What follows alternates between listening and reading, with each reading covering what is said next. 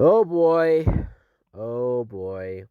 Here we go. My worst horror films of 2019. I already did the best of, and so it felt just wrong to not do a worst horror movies of the year. I probably could have done 10, maybe 20, but I decided to do just 5 like I did for the best of. Let's start with the number 5 worst horror movie of the year, in my opinion, The Prodigy.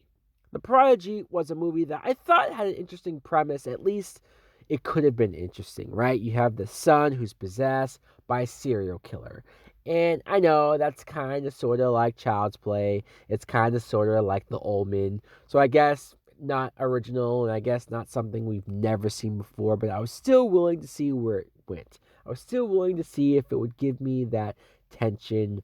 Felt like it maybe could have gone in the Babadook realm, but for some reason I was bored. For some reason I felt like I had seen this movie 1,000 times and it wasn't really bringing anything special or new to the table. And then you got to the ending. And then you got to this same downbeat, depressing ending that all these horror movies love to do because, well, we don't know how else to end a movie. We don't know how to have a movie where the good people win, where the people that we've just watched be tortured for almost 2 hours, they can't be happy. No, they have to die because that's what's cool nowadays. Number 4, The Curse of La Llorona. I think that's how you say it. This movie I thought also had promise because of the premise, because of the Spanish lore and the story that I wasn't all that familiar with, but I heard a little bit about it and I was curious to see how the movie fleshed it out. I didn't really think it fleshed it out all that well. I just think that they took the same sort of ghost, paint by numbers, haunting story that you've seen 1,000 times before. Uh, you have Linda Cardinelli, who I like the actress, but I think that this was very beneath her to do something like this. This ghost, who was a mom that killed her own children, so now as a ghost, she comes and she's killing other kids randomly because, well, why? I don't know. She's just killing other kids because she's a dick, I guess. And then supposedly it's connected to the Conjuring movies, the Conjuring universe, and I just don't think that the Conjuring movies need all of this shit being made and then having it be connected. It's just no, no. Let's stick to the good stuff. Let's stick to what the Conjuring movies know and can do best. It was not this.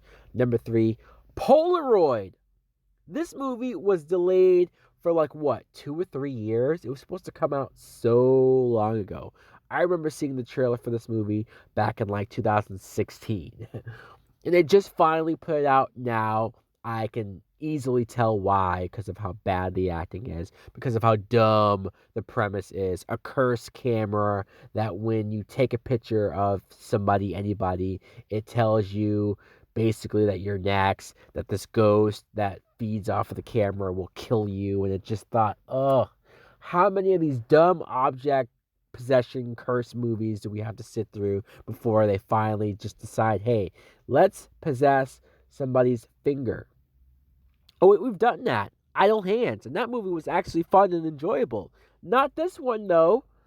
And don't let me get started on the horrible CGI fest ending that happens where the ghost is in full effect and it just the fire that is used to burn the our main characters, it's god awful. It's hard to watch. It's just one of those things where they probably should have never let it be released. They probably should have shelved it and left it in a vault somewhere to never be seen by the public ever. Number 2, Three from Hell. I know Rob Zombie has his fans out there, his ultimate defenders, and people who really like House of a Thousand Corpses, which I thought was an unwatchable piece of shit. And then The Devil's Reject, which is slightly better, but still really hard to watch in other ways.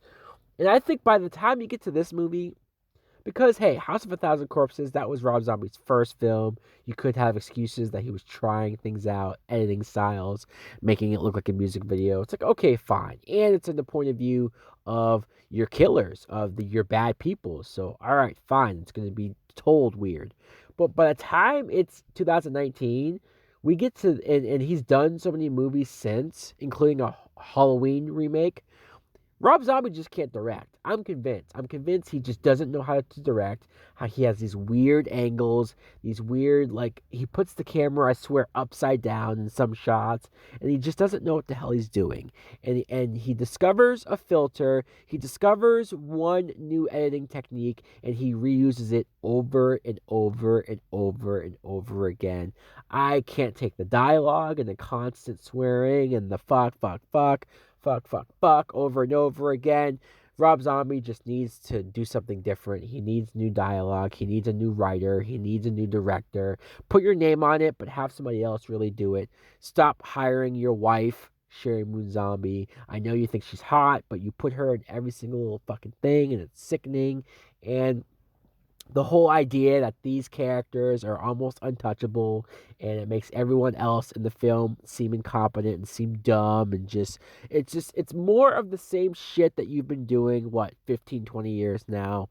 Let's move on, dude. Stay away from horror. I thought, in fact, you were going to stop doing horror like 10 years ago, and for some reason you keep doing it as if people are clamoring for more Rob Zombie horror films.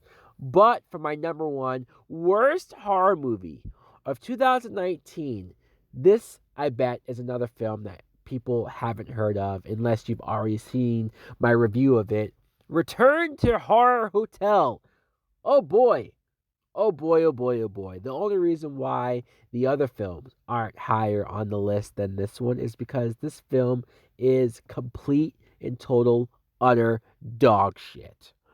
This has horrible acting from some of the worst actors I've ever seen. I mean, if you told me that these people were just taken off of the street, brought in, and they said, "Hey, learn this piece of dialogue. 5 minutes later, we're gonna shoot it," I would believe it. That's just how just jarring it was to see them try to talk to each other and make it seem natural. The production value of this film, film. This is just people shooting a movie on a Saturday afternoon at a motel, doing whatever the hell that they want. The production is shit. The practical effects is shit. I could not even finish this movie. And I'll watch anything. I mean, you gotta be pretty damn bad for me to walk out or to stop watching a film, to not watch it from beginning to end, because I'll sometimes at least be curious to how a movie ends. I wasn't curious. I didn't care about this motel and these characters and this shitty acting and the shitty effects and this disease that was going around and killing them. Maybe more happened. Apparently, it's an anthology story, but I didn't bother to stick around to see the rest of it. It's shit. Believe me, guys, if you haven't seen it, it's shit. So, guys, thanks for listening. Let me know in the comments below what some of your worst horror movies of the year were. Like, comment, subscribe. Later.